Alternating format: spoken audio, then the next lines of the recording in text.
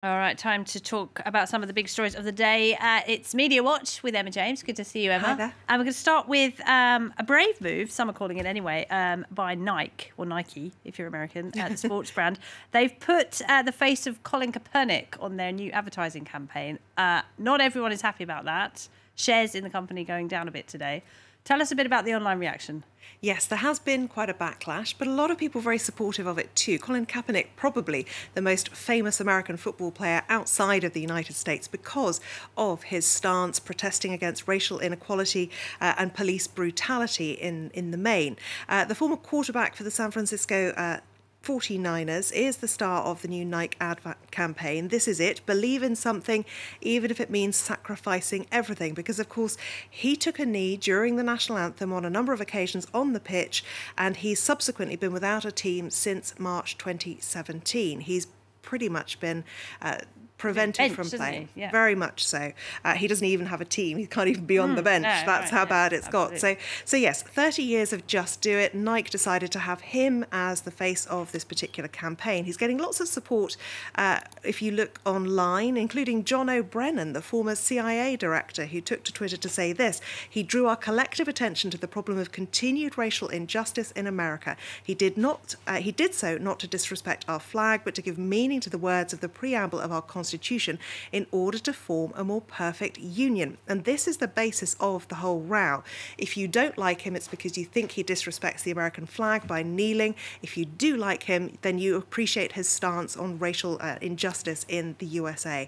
Those who are angry have come up with things like this: alternative slogans, just blew it as opposed to just do it with the Nike swoosh. Others have been using the hashtag boycott Nike, and some have even been destroying some of the products that they've already paid money to buy, which doesn't seem like the most logical thing to do. Some setting fire to their trainers even. The hashtag just burn it proving very popular today as well. That seems a little bit self-defeating, doesn't it? It does rather, and some people have said that rather than burn them, why not donate them to people who could maybe get some use out of these things. Or don't buy them in the first place. Well, there is that too. Some people, though, are mocking the ones who are very upset about this. I just did mine. My apartment's on fire, but it's worth it. Excellent. But I mean, on a serious note, this is a sports story that is getting very political. Very much so, and it's not surprising, really, given that the nature of the protest being made by Colin Kaepernick. Donald Trump made this particularly political and has done for quite some time. He's tweeted about it repeatedly. Back in September 2017, he said this: wouldn't you love to see one of those NFL owners, when somebody disrespects our flag, say, get that son of a female dog off the field right now, out. He is fired.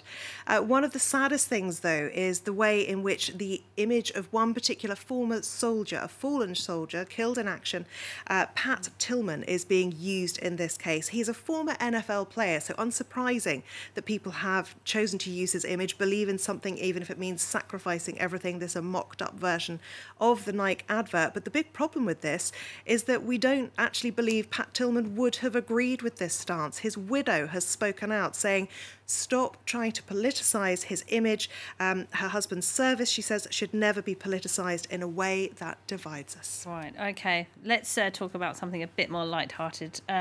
If you're a fan of art and selfies, there is a new app, and you absolutely should get it right now. Absolutely. I don't often say that, but this one is hilarious. I've been having great fun with it. It's called Google Arts and Culture. There's a lot to it, but there's one thing in particular that people seem to love. It's called the Art Selfie. It's only gone global today, so some people in the US have been able to use it before today, but now it's spreading everywhere. Some people getting some fairly decent images that they are supposed to be a likeness to. Yes, he says maybe he's going to rethink his Movember this year and grow a moustache. This gentleman accepting that, yes, he is man with a white beard. Others, though, really haven't worked out quite so well. The Google Art Selfie feature has now opened worldwide, and what the hell? Basically, it scans through thousands of images very, very quickly to see one that it thinks you look like. This is brilliant. A man who's been deemed to look like Mary I, Queen of England. I don't quite know how that happened. And this gentleman, to a girl in sunbonnet, which is a bit unfortunate. I did manage to grab a selfie of you earlier. This is what they came up with, a rather minxy-looking young woman. Or alternatively... I'm quite happy with that. Yeah, maybe not so much with that one, though. Yeah. Slightly less flattering. That's all right. Not sure how accurate it is, but it tells you where you can go and find them if you want to go and see these paintings. I've got to in get real myself one life. of those lace head coverings from somewhere. Love it. Emma, thank you very much indeed. Emma Jones there.